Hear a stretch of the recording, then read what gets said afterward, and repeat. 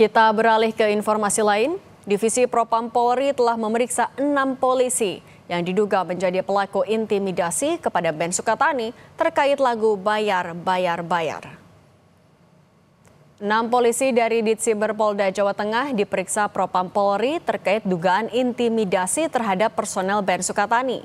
Lagu viral Ben Sukatani yang berjudul Bayar, Bayar, Bayar berisi kritikan kepada praktik korupsi dan pungli yang diduga dilakukan oleh oknum polisi.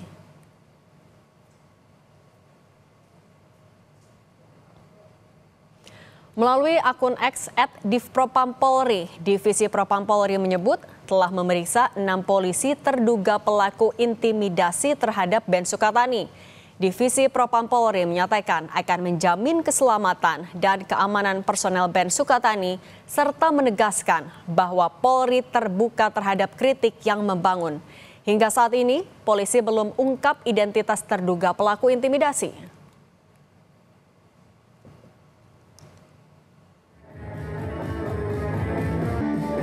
Usai menarik lagu yang isinya mengkritik polisi, Ben Sukatani kembali manggung di Tegal, Jawa Tengah hari Minggu lalu. Meski energik, band punk asal Purbalingga ini tidak membawakan lagu Bayar, Bayar, Bayar yang berisi kritik terhadap polisi dan belakangan memantik dugaan intimidasi oleh sejumlah anggota di Cyber Polda, Jawa Tengah. Tadi sedang ada dalam recovery dan ketika nanti kondisinya sudah mulai membaik, itu akan ada statement yang keluar dari Sukatani secara resmi. Mas, kalau lagu Bayar nggak dibawakan malam ini kenapa? Padahal sudah dipersilakan polisi.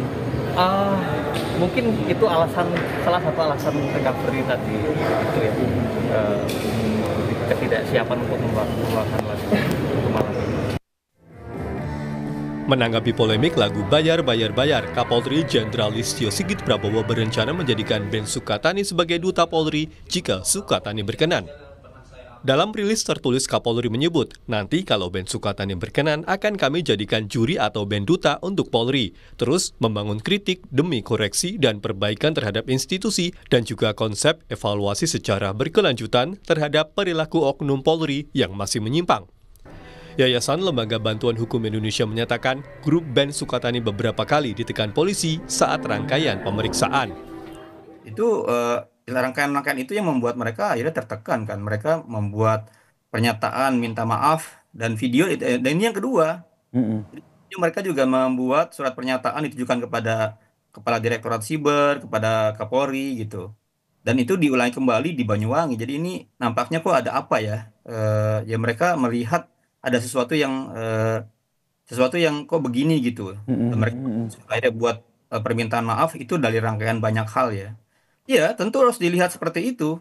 Walaupun dalam pernyataannya tidak ada tekanan, tapi rangkaian-rangkaian yang mereka alami, pemeriksaan-pemeriksaan yang dilakukan, itu bagi masyarakat biasa adalah sebuah tekanan. Staf Kapolri Irjen Purnawirawan Arianto Sutadi membantah apa yang dialami Ben Sukatani sebagai bentuk intimidasi. Jadi kemarin itu bisa dikatakan ya itu adalah yang melakukan intimidasi dalam tanda petik ya, kalau dianggap oleh dia bahwa itu suatu intimidasi. Itu kira-kira tindakan pemanggilan kepada gitu ya musisi itu yang dilakukan oleh anggota Polri bagian cyber dalam rangka untuk menyelidiki apakah itu termasuk dalam undang-undang yang melanggar ITE apa tidak. Itu pada tahap itulah kira-kira. Tapi kalau kemudian dia mengintimidasi, udah kawas kamu jangan ini. Ya itu, kalau dia sampai melakukan intimidasi, itu berarti dia menghalang-halangi kebebasan orang kan gitu. Ini menyusul dugaan intimidasi personel Ben Sukatani terkait lagu Bayar, Bayar, Bayar, Propam Polri telah memeriksa 6 personel di Cyber Polda, Jawa Tengah. Tim Liputan Kompas TV Tegal dan Jakarta. Lebih lengkap terkait proses hukum kasus dugaan intimidasi yang dilakukan polisi kepada personel Ben Sukatani, kita terhubung dengan Komisioner Kompolnas Hoirul Anam. Selamat sore, Pak Anam. Selamat sore Mbak Cindy, apa kabar? Sehat selalu. Baik, alhamdulillah. Pak Anam, sudah ada hasilnya kah pemeriksaan 6 polisi di Propam? Belum, masih proses dan ini sekarang bukan 6 tapi 7 ya. 7 personil di cyber sudah diperiksa. Tinggal kalau sudah pemeriksaannya sudah dianggap tuntas baru akan gelar secara internal di Paminal. Baru nanti akan diputuskan apakah akan dibawa ke Waprof untuk sidang etik ataukah tidak kalau ada pelanggaran. Nah itu sekarang yang terjadi. Jadi tidak 6, tapi sekarang ada tambahan, ada 1 orang lagi yaitu 7. Jadinya 7 personil yang diperiksa oleh Propam. Nah, 7 perannya itu, tapi 7 polisi itu apa saja Pak sampai diperiksa juga di Propam? Ya, perannya tentu saja yang memang terkait Ben Sukatani ini yang menemui klarifikasi dan sebagainya. Lah soal hasilnya apa nanti kita tunggu penjelasan resminya dari teman-teman Propam. Tapi saya kira begini, meletakkan duduk persoalannya. Yang pertama memang sampai saat ini tuh kebijakan kepolisian masih menghormati, melindungi kebebasan berekspresi, baik melalui kesenian maupun yang lain. Dan ini harus diinsafi oleh seluruh anggota kepolisian gitu ya. Makanya terakhir Pak Kapolri mempertegas itu dengan cara mengajak Ben Sukatani untuk mau menjadi duta.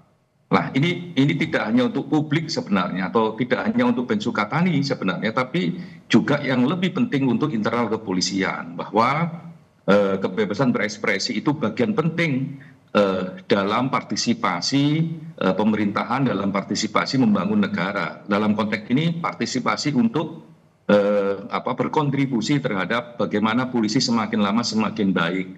Nah, kerangka berpikirnya begitu, makanya ketika ada tindakan-tindakan seperti ini ya Pak Kapolri memerintahkan Propam untuk melakukan pemeriksaan. Saya kira ini langkah yang baik ya untuk memperjelas apa sebenarnya yang terjadi. Itu yang pertama. Lah yang kedua, saya kira Ben Sukatani silakan aja menyanyikan lagunya lagi gitu. Toh juga Propam sudah mengatakan di publik, juga mengatakan pada Kompolnas akan menjamin keamanan 2 personil tersebut. Saya kira statement ini juga penting mempertegas siapapun sudah nggak boleh mengganggu gitu. Nah, yang ketiga yang nggak kalah pentingnya adalah apa yang dinyanyikan oleh Ben Sukatani itu sebenarnya ya realitas faktual gitu ya. Namun demikian bukan berarti didiamkan oleh rekan-rekan kepolisian. Ya, misalnya soal polisi bayar polisi dan lain sebagainya, itu nggak didiamkan loh, itu diperiksa sama kepolisian. Ya, contoh kasus di Brebes sana yang mau masuk polisi bayar 900 juta misalkan untuk 2 orang, itu diperiksa anggota kepolisian yang melakukan itu dan di PTDH dipecat misalnya begitu. Atau soal SIM dan lain sebagainya, soal SIM itu sudah dibuat sejak lama, sudah dibuat mekanisme digital sehingga semua orang bisa mengakses itu tanpa harus kong kali kong misalnya begitu secara digital. Oke Pak Anam, ini kan lagi membahas juga sanksi. Ini kan memang masih berjalan prosesnya, tapi untuk memberikan pencerahan juga kepada publik, apa sanksi yang bisa diberikan kepada polisi apabila memang ada perlakuan intimidasi yang dilakukan aparat kepada masyarakat sebenarnya?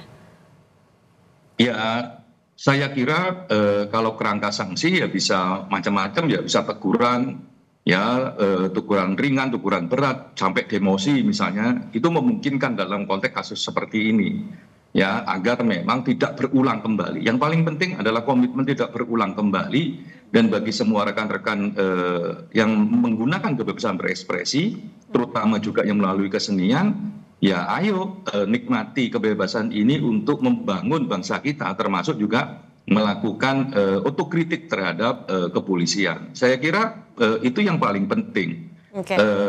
Sikap tegasnya soal bobot sanksinya ya kita bisa berdebat ya, apakah ringan ataukah berat ya tergantung kontribusi kasusnya. Oke, 7 polisi sedang diperiksa.